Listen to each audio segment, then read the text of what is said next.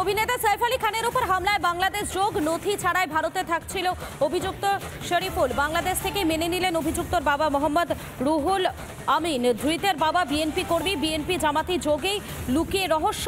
ছেলে আক্রমণ করেছে অস্বীকার বাবা। সিসিটিভিতে দেখতে পাওয়া ব্যক্তি তার ছেলে নয়, দাবি শরীফুলের বাবার, এবং তার সঙ্গে কথা বলেছিলেন। আমাদের প্রতিনিধি কিশলয় ঠিক কি জানিয়েছেন তিনি শুনুন।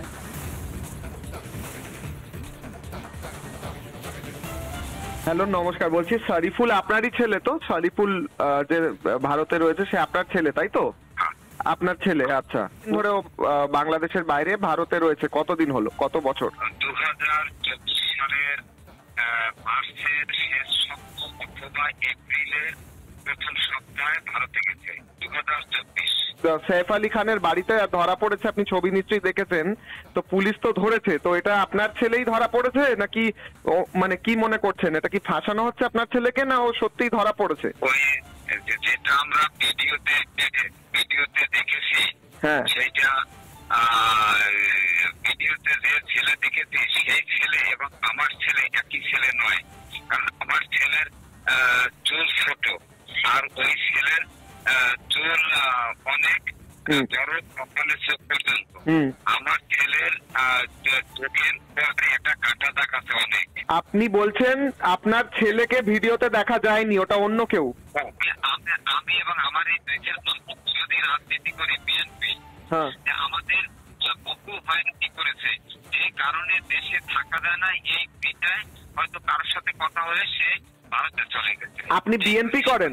আপনি বিএনপি করেন? হ্যাঁ, বিএনপি। আপনি বিএনপি করেন, তা আপনার বিএনপি করা সত্ত্বেও আপনাদের উপর অত্যাচার চলছে বলছেন? এখন না। ভারতে যখন এলো আপনার ছেলে, আপনি বলছেন কিভাবে এসেছে আপনি বলতে পারছেন না, কিন্তু ভারতে আসার পর আপনার সঙ্গে যোগাযোগ করেছে যে আমি এখন ভারতে রয়েছি, আমি এখন এই কাজ করছি, এইটা আপনাকে ফোন করে বলেছে? বহুবার বললো যে আমি কাজ করতেছি। প্রথমে 1 মাস না 1.5 মাস ওই দৌলতরে করেছে। কোথায় কাজ করে সে তো কিছু চেনে না।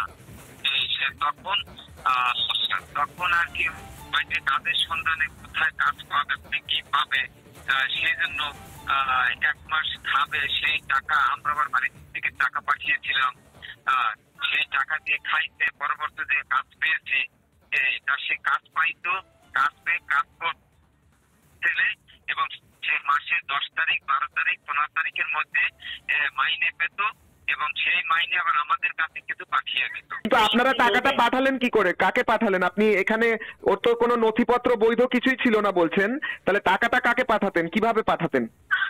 ওখানে কিভাবে টাকা পাঠানো যায়, এখান থেকে পাঠাইলে আবার ওখানে কি নাম্বার আছে, কিভাবে পাঠানোর মাধ্যম আছে। মানুষে তো অনেকে এরকম পাঠায় টাকা, মানে কোনো এজেন্টের মাধ্যমে বা কোনো লোকের মাধ্যমে টাকা পাঠাতেন, তাই তো? হ্যাঁ, এজেন্টের মাধ্যমে। আপনার ছেলে যদি বৈধ নথিপত্র ছাড়া ভারতে এসে থাকে তাহলে তো সেটাও বেআইনি কাজ, তাই নয় কি? যদি কেউ বেআইনি ফাঁস করে তার সে তো ব্যবস্থা নিতে হবে। বাংলাদেশ থেকে অনেকে এইভাবে বৈধ নথিপত্র ছাড়া এপারে চলে আসে, ভারতে এসে থাকে, কাজ করে, তারপর এরকম কোনো সিচুয়েশন হলে তারা ফেঁসে যায়।